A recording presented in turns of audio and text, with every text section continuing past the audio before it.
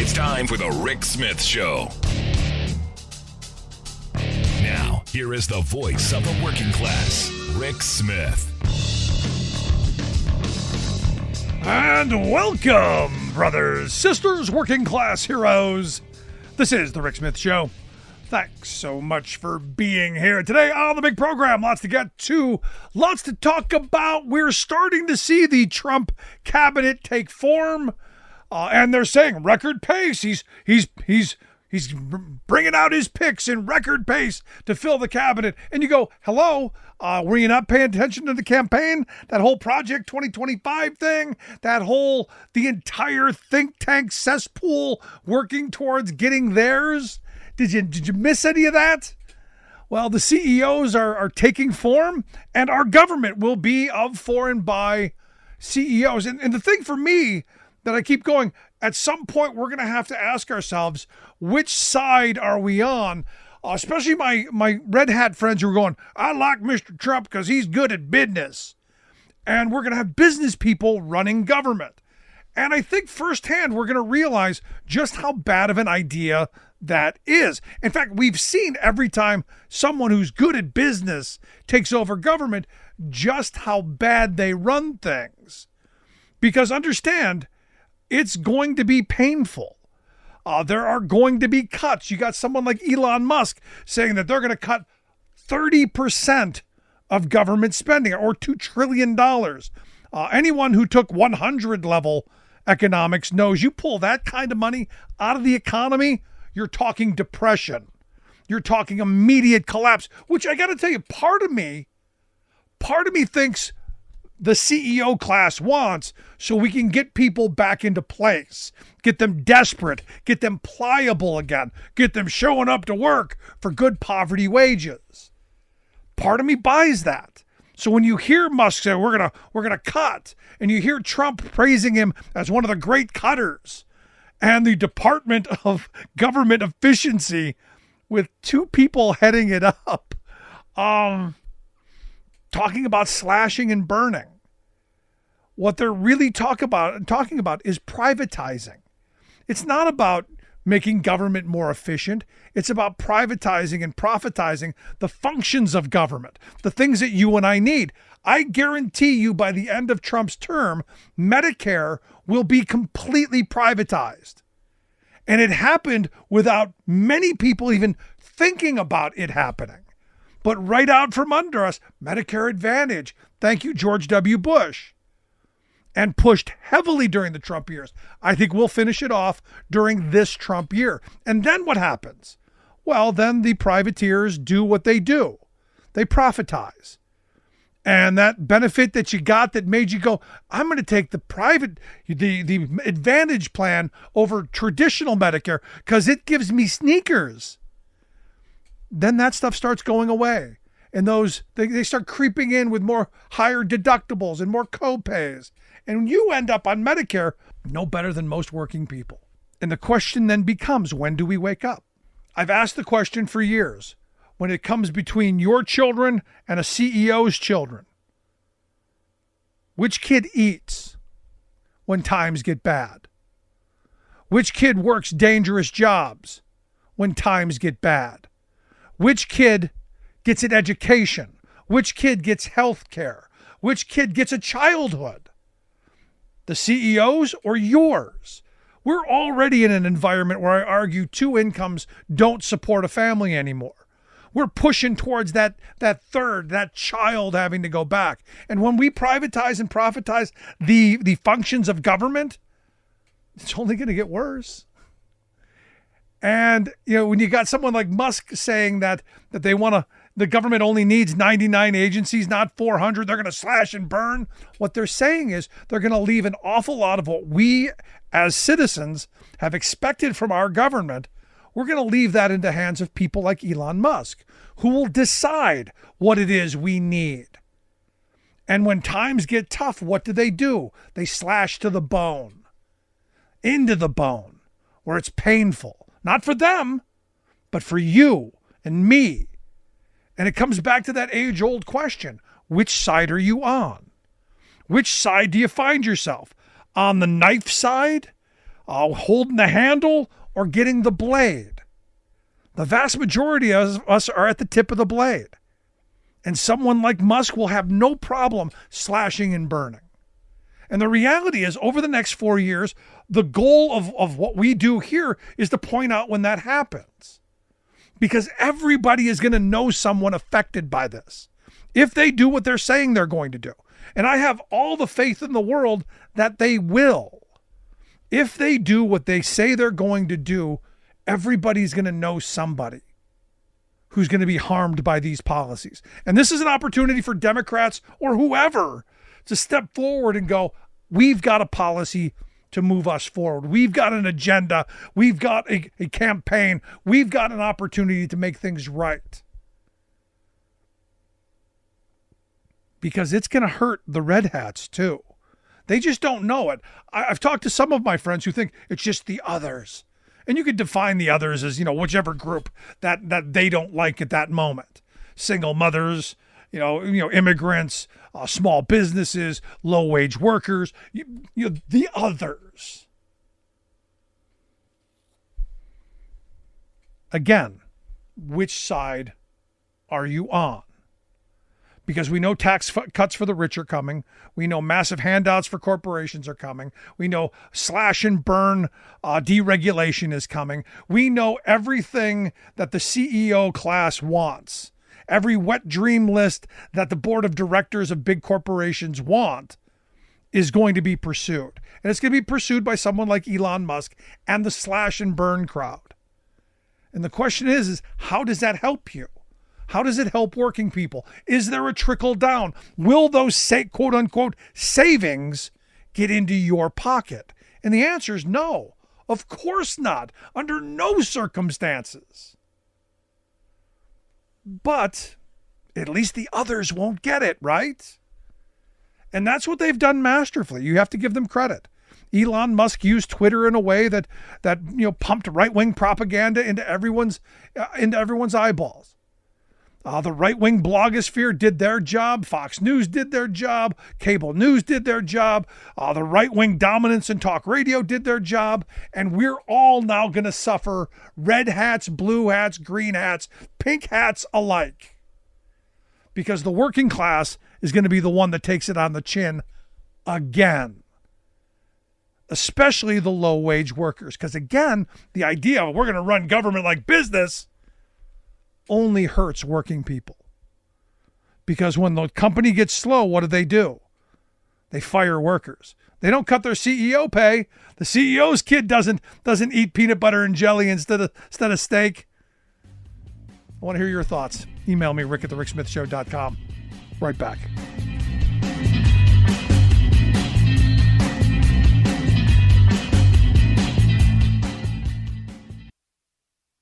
We are AFGE, the American Federation of Government Employees. We represent 700,000 federal and D.C. government workers who are the vital threads of the fabric of American life. We support our nation's military. We take care of our nation's veterans. We protect our nation's borders. We respond to our nation's crises and natural disasters. We provide services to our nation's seniors. The American Federation of Government Employees. We work for America. We are AFGE, the American Federation of Government Employees. We represent 700,000 federal and D.C. government workers who are the vital threads of the fabric of American life. We support our nation's military. We take care of our nation's veterans. We protect our nation's borders. We respond to our nation's crises and natural disasters. We provide services to our nation's seniors. The American Federation of Government Employees. We work for America.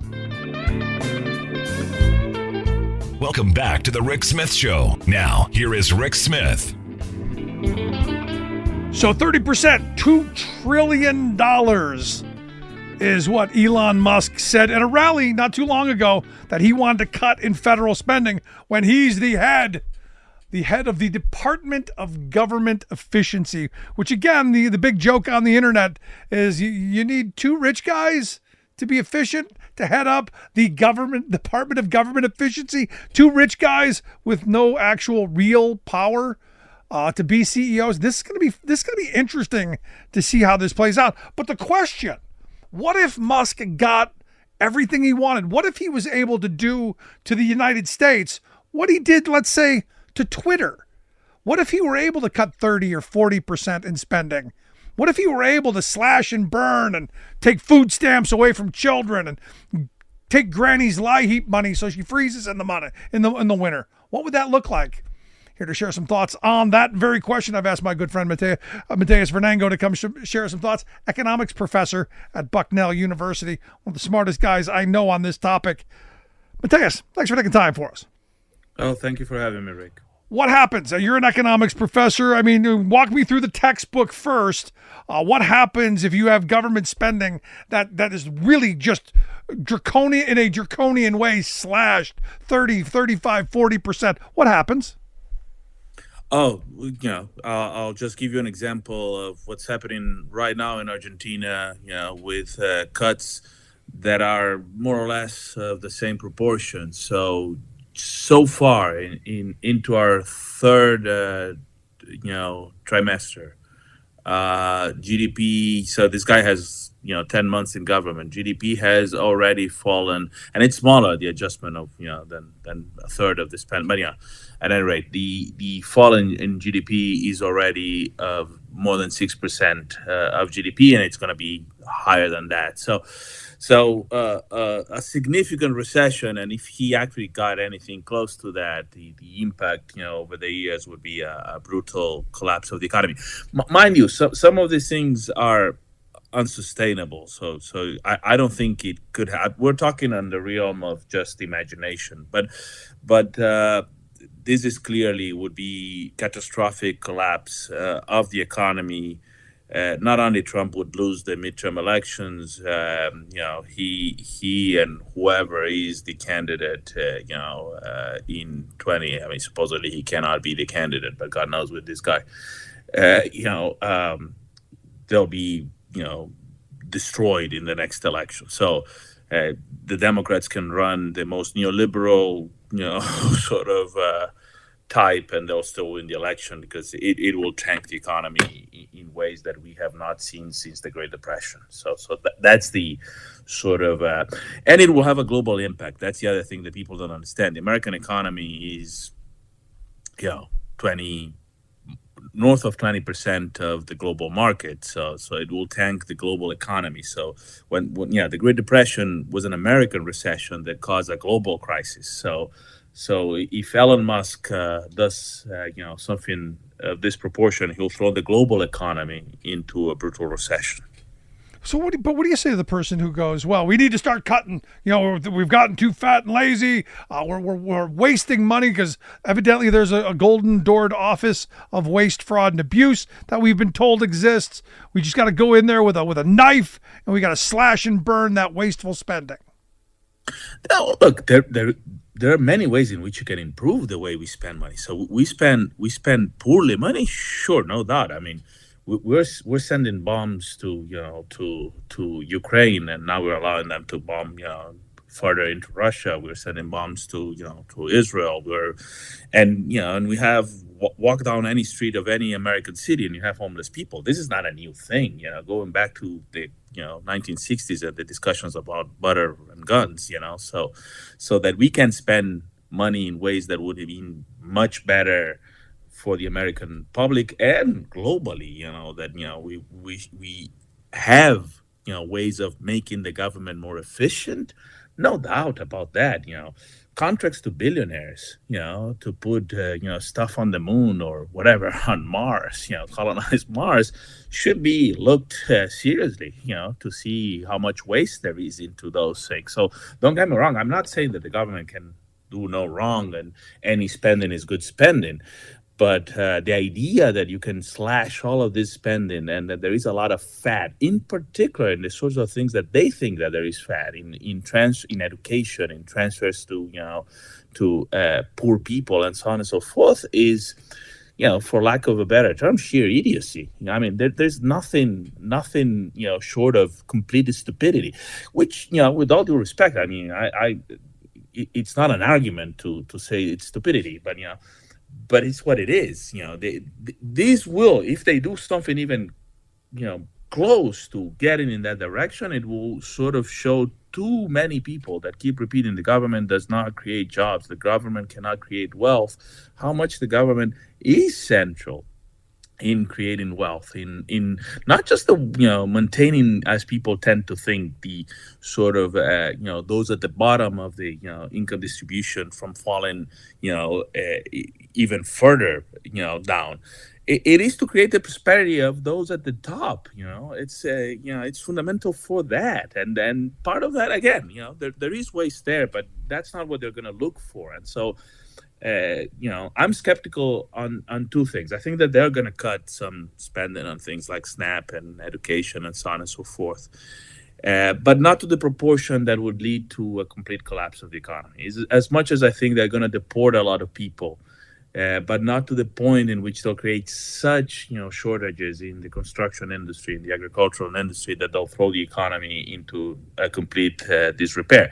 If they're stupid enough, but if they do those things, they'll pay a price. They'll show up that, in spite of the populist discourse on certain things, and particularly more advanced than, I would say, than Trump, that they're not really pro-workers, that they're not for the people at the bottom, that they just fool them to some extent, that that the economy will not be better under Trump, as it wasn't. That's the funny thing; it wasn't better under Trump. Fair enough. I'm also, I should say this, and going a little bit off your topic, is I don't think we can blame people that feel that the economy didn't improve for them for that. So the truth is that for 40 years, the economy, we have had wages that have stagnated, and there are people at the bottom that have reasonable, reasons for being angry.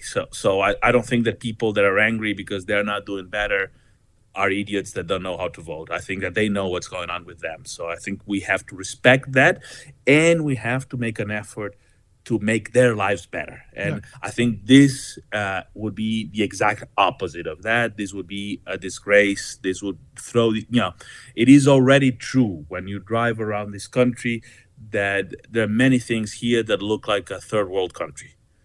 And this would just further those problems. It won't solve any of those. No, I agree. But, I was looking at, numbers from the Congressional Budget Office, and they point out that, discretionary spending makes up about 26% of our spending. So if you're going to take, you think you're going to cut 30%, that's every bit of discretionary spending and then some. So that means, granny, we're coming after Social Security. That means they're going to further privatize Medicare. That means a lot of stuff that's going to touch in a big way the people that voted for him. Definitely. I mean, again, to give you the example, Milei in Argentina has cut the pensions of the elderly. And so the elderly are in the streets, and he had to send the police to beat up the elderly. You can see videos of this on TV. He slashed all of the funds for public universities over there. There tend to be federal funds for the universities are not they are state universities, but there are a lot of federal universities. And you have all of the professors in the streets. He has cut, for example, spending. He didn't pay the electricity bills. So the company that distributes electricity didn't give them, has no money to pay the producers. All of those things. And he keeps saying, I made, I balanced the accounts. So in the case of the U.S., if he's going to balance the account, we're talking 7% of GDP. So that's not a small thing to do. The point of this is, I keep saying the Milei stuff in Argentina is that it's a gimmick. It's an accounting gimmick. Why? Because at some point, you have to pay the electricity company. Otherwise, they'll stop producing it. Right. So they're gonna, so you didn't pay so far, but you're gonna pay and negotiate and pay something later on. So this is just to show, in the case of Argentina, the IMF, look, I'm being tough. Meanwhile, this is holding, everything more or less, can be held because, the company is still producing, but at some point they won't. So the elderly, at some point, everybody knows an old person, and so you'll have everybody in the street. And so it's not sustainable. So it's a fake, cut in spending because you cannot do it. He stopped transferring money to the states. The states that voted red states are the ones that receive most transfers from the federal government. So the largest transfers don't come to, don't go to New York or Pennsylvania. The largest transfers of money go to Mississippi and Alabama and deep red states. They're going to be in deep trouble if, the government stops sending money. They stop sending money for things like, Medicare, Medicaid. And so I think they want to go for some of these things. Musk has said that there'll be pain, not for him. He wants pain for the others. It's the sort of, we're going to be puritanical and and suffer and expiate all our sins, but on the backs of working class people in other places. But that will come back to bite them in the rear ends very fast, because politically I think it's suicidal. So if Trump is so naive as to allow that kind of stuff happen, then he's in deep trouble. There is also the possibility that this is like the wall that the Mexicans will pay for, that we're still waiting for. That this is just rhetorical, crap. It's just bread and circus. It's absolutely nothing, and I actually, in some ways, I don't want to see this humongous crisis. I also don't want to see Trump and this kind of GOP reelected all the time.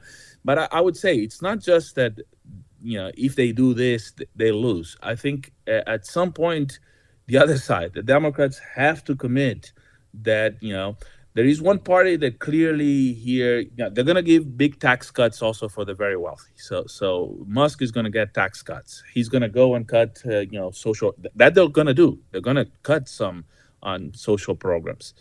So there must be on the other side a party that says, no, we're going to, we're here for the working class. We're here for the little guy. If not, I think, we'll keep going from, a pendulum in which every time when they come back, whoever comes back, it's probably not Trump next time around, I would imagine, but it's also an awful sort of,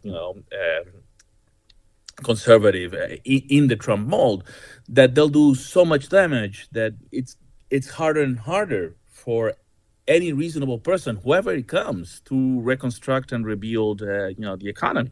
No, well, we keep going through this, though, Mateus. We went from the Reagan years, the Reagan recession years. HW tried to bring us out of it. Clinton got us out of the Reagan years. And then W. Bush comes in, collapses the economy. Obama builds it back up. Trump comes in, crashes the economy. Biden builds it back up. Here we're right back in the same boat. Trump's going to come in. Everything that they're talking about is leading us to the position where you're going to give corporate America everything they want. The big banks, the big insurance companies, everybody, they're going to collapse. They're going to overreach again. It's going to collapse again. And we're going to keep going through this over and over until we wake up to the reality that's got to stop. To some extent, I would disagree with you on one thing. I think that the Clinton economy was a bubble, and he was too much on the other side, if you ask me. He wasn't great, and I don't disagree with you on this, but he did raise taxes on the wealthy. He did do some things that moved us in a better direction. Yeah, but he was the guy that said the year of big government is gone. So I think I'll give you this. Obama, with all of the things that one may criticize, he's the first president since Nixon, when he got the EPA, that extended the welfare state, in the sense that he created Obamacare. Agreed. And Biden moved even further, in the sense that Obama was never pro-labor, in the sense he was still and still is probably a free trader. Biden moved away from some of these things. So I think that people don't give enough credit to Bidenomics, in the sense that he moved away from some of these things. So I think that that's the tragedy of what just happened, is that we started moving away from those things, and we got slammed by this defeat, which wasn't a run-of-the-mill defeat. Although it's just 51%, he got the popular vote. He got the 7 states, swing states. So I think that this is going to be painful. I think that the Democrats have to rethink what we're doing. If we're going to stop this pendulum, if we can sort of move in the other direction. So think of the New Deal era as one in which, Republicans, when they came back, they were the Eisenhower type. They didn't push back. They didn't want to destroy the welfare system. They didn't want to go after Social Security. They accepted some of the norms of what was reasonable and decent. So I think that that's what we sort of need to create a consensus on that level. To say the obvious, I think, about that problem. So there are many things I hear every other time, that the American public is conservative, that this proves that they're conservative. Once you look at what people do like, what they voted in this election, so they voted in Missouri for higher minimum wage, for extending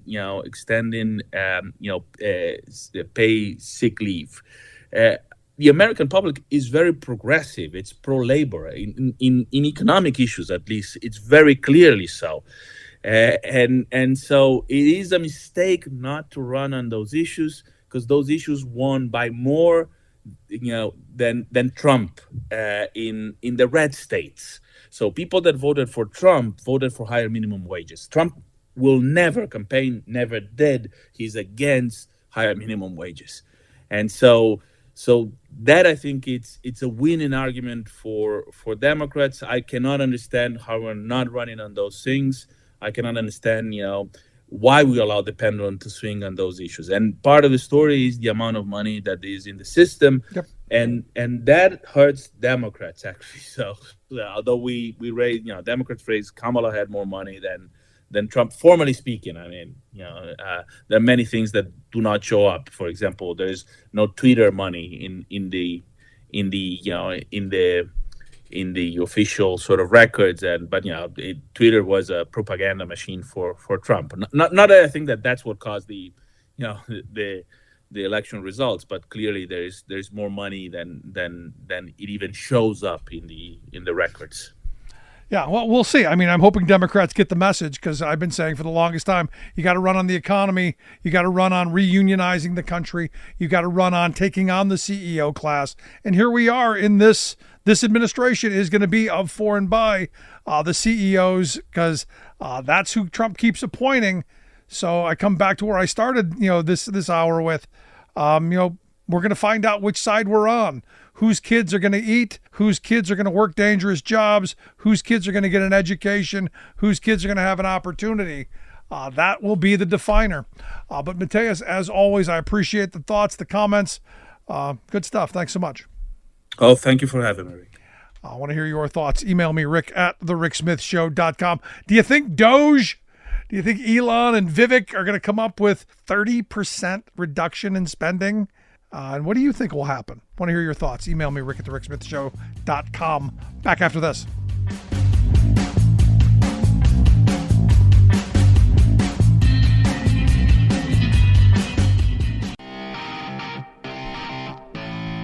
Welcome back to The Rick Smith Show. Now, here is Rick Smith.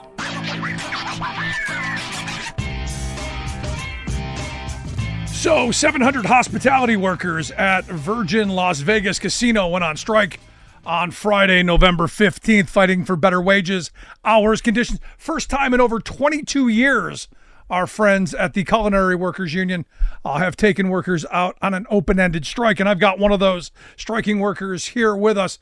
Aaron Mahan is a food service worker. He's been at Virgin Hotel since 2005. Aaron, thanks for taking time for us. Thank you. So walk me through what's going on. Why are you on the picket line? We're fighting for working families. We're fighting for a living wage, and we're fighting for the same contract every other hotel casino on the Strip and off Strip have gotten. And walk me through what that looks like, because most people don't know what food service workers do in Las Vegas, what the wage structure is like. Walk me through what you're looking for. Well, we're looking for the same contract that every other worker has gotten. Right now, the hotel are paying the scabs $300 a day, which is less than what we're asking for. Wait a second. So we've got money to pay scabs, but we don't have money to pay someone who's been a loyal employee since 2005. Correct. That doesn't seem to make a lot of sense. That's the company's strong suit at this point, not making sense. So why are we here then? I mean, look, the reality is, from what I've seen, I look at this company, like a lot of the casinos in Las Vegas, doing very well. This one doing very well since the pandemic. You guys are the ones who do the work that bring in the revenue. It seems this could be a no-brainer, something that could avoid this, because I can't imagine that this is good PR. As a lot of conventions are coming to Vegas now, a lot of groups are coming to have their shindigs. You don't want to have to find another hotel at the last minute to not be labeled a scab, right? Correct. And Formula One starts in a matter of days, and we're the closest hotel to Formula One. So I don't understand why the casino isn't coming up with the money. So let me ask you, if someone's coming to see the Formula One race, what's the request to them then? The request is don't come to Virgin. There are any number of other hotels. This is the only one on strike. Go to any other hotel. And as I said, it's the first time in over 22 years your union has gone out on an open-ended strike like this, which is kind of a big deal. And I think it shows, at least me, as an outsider, that you guys are kind of far apart then, right? Yeah, we're right. Their last offer was roughly 1/3 of what everyone else got. A third? Give or take a few cents. A third. Roughly. Give or take a few cents here and there. So, basically they want you to be the guys who are leading the race to the bottom, it seems. They've already won that, I believe. So let me ask you then, because, I look at and I'm hearing what you're saying and I'm going, it sounds like they wanted this strike. It sounds like they've put themselves in a position that you would go out on strike in hopes of whatever comes with the next administration. Do you get a sense of that this has more to do with politics and being opportunistic in the moment, or is this just pure we're a greedy corporation and we don't want to pay? They just don't want to pay. I mean, that's what the bottom line is. They're saying they don't have the money, and I mean their other companies have plenty of money. We know there's money out there. They're spending money. Now you've got 699 other hospitality workers, the people who make this company go, out on the picket line right now. How long are we staying out there? We're staying positive. So we're going to be out here until we get it done. We know what we need to do. We need to stay positive. We need to do what it takes to get what we deserve, to get what everyone else got, and get these scabs off of our property. Yeah, I'm amazed that you've got enough people to cross a picket line there in Las Vegas. That because as I know, Vegas is a union town. To have that many scabs, it is very much so. Yeah. So any of your members cross? A few, not that many. But it's a shame. That's unfortunate. So how can I help? How can folks help? What's the pressure point? Is it just if you're coming to Vegas, don't stay there? Is there a PR point of this? What are you guys working on? Well, just don't stay here if you're coming to Vegas. If you are coming to Vegas and you have an extra hour to spend, come join us on the line. All right, then. That'll be the message then. Aaron, I appreciate you taking some time for us, sharing your thoughts. I wish you guys the best. Anything I can do to help, I'm always here for you. And if you're going to Las Vegas, stay away from Virgin Hotel, the Virgin Hotel and Casino there. Aaron Mahan, I appreciate the time. Thanks so much. Thank you. I want to hear your thoughts. Email me, rick@thericksmithshow.com. I'm going to take a quick break. Right back. Stick around.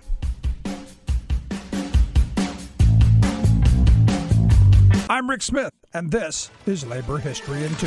On this day in labor history, the year was 1929. That was the day that Viljo Rosvall and Jani Voutilainen disappeared on their way to recruit workers at a bush camp during a strike in northwestern Ontario, Canada, near Thunder Bay. They were both Finnish Canadians. Viljo Rosvall was an organizer for the Lumber Workers Industrial Union of Canada. The union included many Finnish lumber workers and had ties to the Canadian Communist Party. Jani Voutilainen was an experienced trapper. The two men never made it to their destination, the Pigeon Timber Company camp located north of Onion Lake. It was unknown what had happened to them until the next April. Voutilainen's body was found in shallow water at the edge of Onion Lake. A few days later, Rosvall was found, also drowned, in a nearby creek that emptied into the lake. The Finnish workers blamed the deaths of the two men on the conservative Finnish camp boss, who oversaw the Onion Lake encampment. The coroner's autopsy ruled the deaths accidental drownings.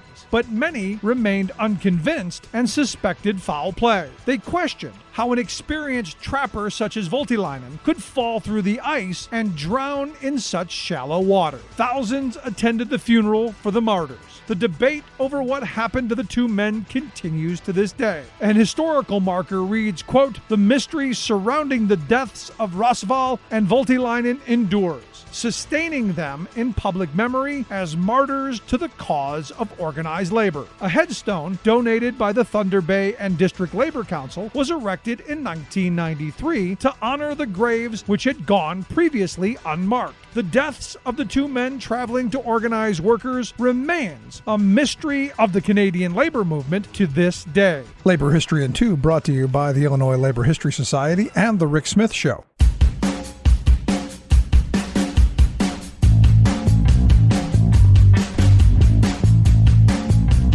Welcome back to The Rick Smith Show. Check out our website, thericksmithshow.com.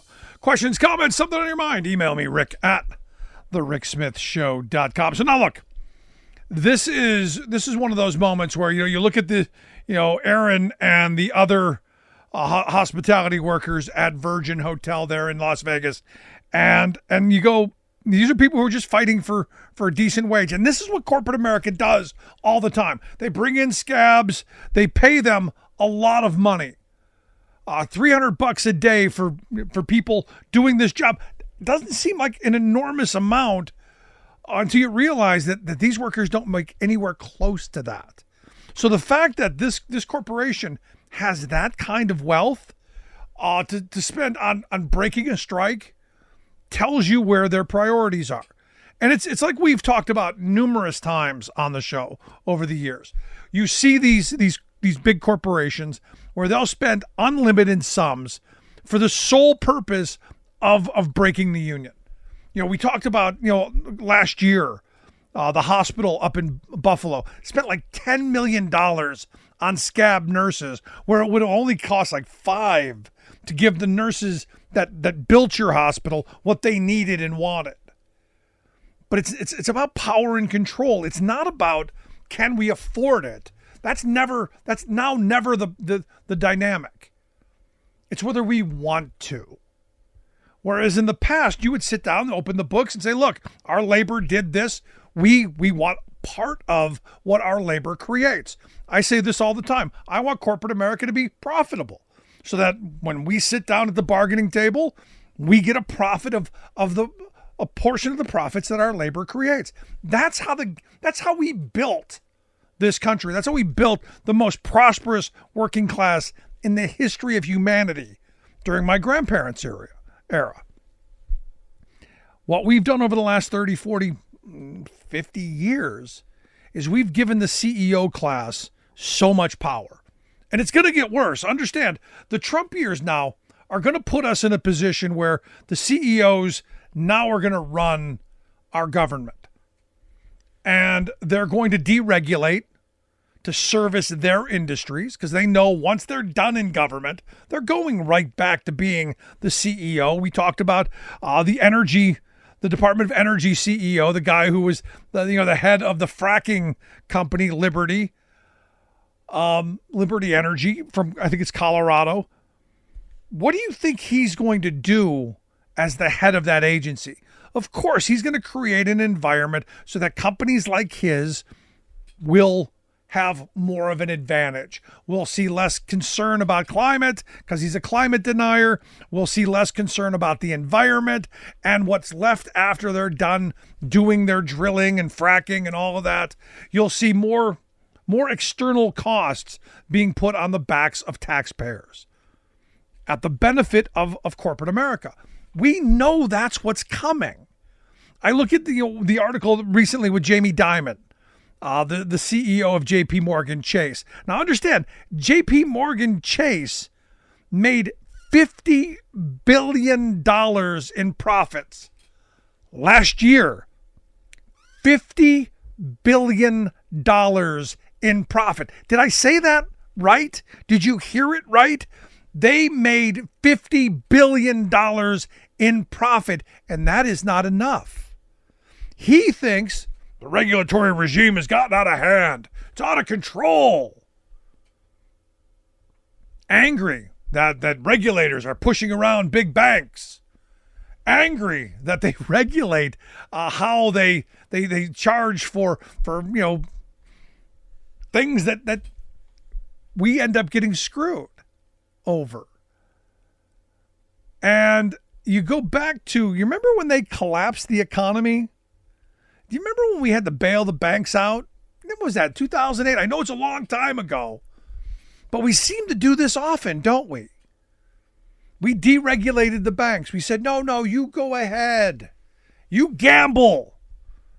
Go ahead, roll the dice there in Wall Street. Take those mortgages, which are generally safe, bundle them into a bunch of garbage and collapse the economy. You go do that. Turn boring banking into going to the casino. And they collapsed the economy.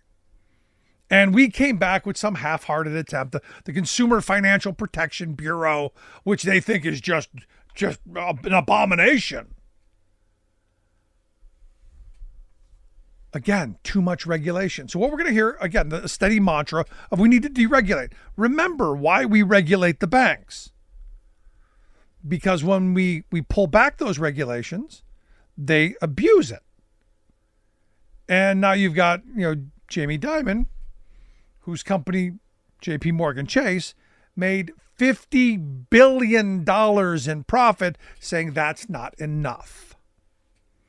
And he says it's time for corporate America to fight back against regulators. He says, if you're in a knife fight, you better damn well bring a knife. It's time to fight back, he said. And look, their view is that all for them, none for you. So the question is, when they do deregulate the banking industry, how long before they collapse it again? How long to the next banking crisis? And then, since we're too big to fail, even still, we're back to that. How much do you and I have to fork out to bail them out under the guise of, if we don't bail them out, the entire economy is going to collapse? And this is why I come back to, I know a lot of people were angry this past election. I get it. I'm angry. But this was the wrong decision. Trump has always attacked workers. And I can't tell you how many times I've had people tell me, well, I think we need, inflation's really high. I think we need a business guy in there. And I'm going, well, one, Trump was a really crummy businessman. And two, did you see his business practices? It's all about, stiffing workers out of wages, stiffing contractors out of their payments, filing bankruptcy to benefit himself, while all along leaving others to hold the bag. Well, when you're the U.S. government, there's no one to hold the bag except for, we the people. We keep hearing about how bad the debt is, and we do have a debt problem. We do have to deal with it. And I argue we deal with that by raising taxes on very wealthy people. Maybe cutting back on some of the elaborate tax breaks. Here's a thought. But also a good portion of that are government bonds that are sold to we the people, shores up pension funds, helps people like me save for my kids' college. There's a lot of us in that debt. Yeah, we got a lot of foreign countries like China owning a bunch of our debt, but a good portion of that 34 trillion is us. So to renege on that, which I think that the Elon Musks of the world and the Trumps of the world would not be against doing, what does that mean for we the working people? And I come back to this over and over again. Which side are you on? When you look at the situation that we're in, it's very simple. Are you on the side of the benefactor, the people who are going to be able to profit off of the disaster that's coming, or are you going to be the one left holding the bag? Are you going to be the one with the pension that has collapsed because it's based on what the stock price on Wall Street is? Are you the retiree who's saved a little bit of money in a nest egg that you've put in Wall Street and in a stock fund, hoping that it's going to pay you dividends to last you the rest of your life? Which side are you on? Are you the worker that could lose your job if they do pull $2 trillion out of the economy? Which side are you on? Are you on the side where your kid's going to have to go work in the dangerous jobs, as I said earlier, going to not get an education, going to not have an opportunity? Or are you going to be on the side of your kids get the best private education, never have to get their fingernails dirty doing actual work, and certainly are not going to go hungry? For me, it's that simple. And we've got to get back to this kind of thinking. I've been saying for a long time, Democrats brought identity politics to the class war. It's time to roll up your sleeves and get back into the class war, because the Bezoses and the Musks and those folks, they're winning. They have taken over our government. The only thing that could stop them, they now control. And that should scare every working person out of their minds. Because understand, Trump hasn't announced who will be the head of the Department of Labor. I do fully expect him to fire Jennifer Abruzzo at the National Labor Relations Board on day one, as Biden did to Peter Robb on day one of his term. I do expect that to happen, and I do expect him to replace her with someone the polar opposite of her.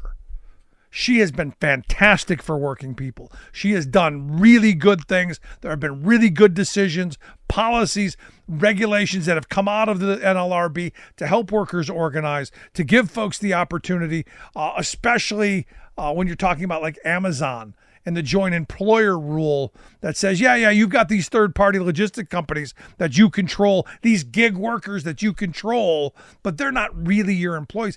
Well, you know what? They are, because you control them. That's going to go by the wayside. It happened when Trump took office the first time. It will happen again. Which side are you on? When Trump takes office and the NLRB that's doing what the National Labor Relations Act was meant to do, which is encourage collective bargaining, encourage people to join and form unions to fight for better wages, hours, and conditions, you will then swing that pendulum to where that agency will be weaponized against workers. We'll see longer times to get elections. We'll see more harassment and intimidation. It's coming. And the sad reality is maybe, unfortunately, it's what we need. Maybe, unfortunately, the pain, the struggle, the suffering is what we need to find the right solutions, because it hasn't worked thus far. You know, this idea of, we're going to put some safety nets under people so that everyone doesn't collapse. The pandemic was a perfect example of that. Maybe we need to realize what they tell us that they want, the policies that they pursue that will be bad for us. Maybe we need it to happen so we can go, well, that was bad. Maybe we don't do that again. And maybe we want policies that are going to make lives better. This is not rocket science. And, I look at just recently another Texas judge, shocker of shockers. But a Texas judge shot down the overtime rule that Biden put into place. Now, remember, go back to this ruling. During the Obama years, they increased what it takes to be exempt from overtime. So you can be a salary employee. Back when Obama was president, before he raised it, it was $23,660. And your management, you're an employee, you can work 100 hours a week for $23,660 a year. So basically, you're working for much less than minimum wage. But hey, got the cute pin, manager, assistant manager. You're now on the other side of the aisle. Well, the Obama years, they said we need to jack that up to about 47,000. Kind of in the line of where it would have been in the 70s, that made you exempt because you were truly management. Now we give people at fast food restaurants, cute titles, or people in retail give them cute titles. simply to avoid paying overtime. So they wanted to raise it up to $47,000. Well, immediately Trump came in. They filed lawsuits. They stopped it from going into the place. He jacked it up a little bit to $35,000. Well, Biden's come in and said, hey, we want to jack it up more so that, one, we make it a true management wage. Sorry, if you're paying a manager $35,000 a year, there's a problem, especially if they're working 100 hours a week. I fully expect, because this court has stopped it, obviously another Trump judge, have stopped the increases from going into effect, and they've actually, they're going to go retroactive and cut it off, which means we're making poverty wages great again. And you go, but Rick, business needs this. Business shouldn't have to pay, $47,000, $50,000 for an employee to be management. And you go, they don't have to pay that. They don't. Nobody said that they have to pay their employees $47,000 or more. Nobody is saying that. What we've said is if you're going to work them 100 hours a week and want to be exempt from overtime, you're going to have to pay them a higher wage. They can work someone 40 hours a week, pay a minimum wage. If they can find someone to do that, great. And then that hour after 40 hours, you got to pay them overtime. That's all. You can work them as many hours as you want. We don't have any maximum hour laws. There's no cutoff. It just says after 40, you got paid time and a half. And understand, Project 2025, and I'm going to say Trump and his Department of Labor will, I think, move to get a 160-hour work month. Because we don't really want you to get overtime. And again, they'll say, well, we'll go to this 160-hour, work month, and we won't tax overtime. Which, again, legislatively, I don't know how they dance around and get through. But let's say they got it through. You're just never going to get overtime. And that's the bait and switch of all of this. So my concern, and this is where I kind of want to leave this, wrap this up. I come back to this sentiment. Which side are you on? When you look at the realities, which are you closer to? Are you closer to the CEO class or are you closer to the working poor? I remember my high school government teacher. I asked, how do you know what party you are? He was a guy who owned a lot of investment properties, had a lot of money. He was a guy who had lots of investments. He was a wealthy guy. He taught high school civics because he loved teaching, not because he had to. And he said, look, at the end of the day, you guys have got to decide. Are you closer to being rich because Republicans are for the rich and big business, or are you closer to poor because Democrats are for big social programs, safety net programs, investments in the working class? That, when I grew up, was the dynamic. And I argue it still is. So you've got to find where on that spectrum are you? And he said, look, you guys in the middle, you're going to pay for both. So ultimately decide which are you closer to. You lose that job. Do you think you're going to end up in the world of Bezos and Musk, or are you going to end up in the world of people who can't put food on the table and are looking at living under a bridge? You can only decide that. We have been trained over the last several decades to not think that way. It's now about the other. It's now about identity issues, which, look, I've never been a huge fan of, and I've never promoted really on this program. I think I'm on the right side of every of those issues. I think life, liberty, pursuit of happiness, do your thing. Don't get it. Probably never going to get it. But you have the right to do what you want to do with your life. And I don't have to agree. And you don't have to care if I agree. And this is where Democrats, I think, lost their way a little bit, or at least the activists, because you're never getting purity out of Democrats. You're never, and you should stop demanding it. You're never getting purity out of the working class. We should be talking about how we create an economy that makes it so people can be who they are, that people can follow their dreams, follow their aspirations, their hopes for their children, so that economically they can thrive and survive. That is the world. Whether you're on strike like the workers in Las Vegas, or you're someone who's working as an assistant manager, these are the issues we should be fighting for. These are the things we should be talking about. These are the things where our media structure should be moving. But no, we can't do that because the wealth class understands. The Jay Gould quote, I can pay half the working class to murder the other half. They get divide and conquer. They get how to pit us against each other. And it's our job, as these things come up, again, it's our job to point them out, to see them, and stand up for the people that it affects. Because ultimately, it could be you.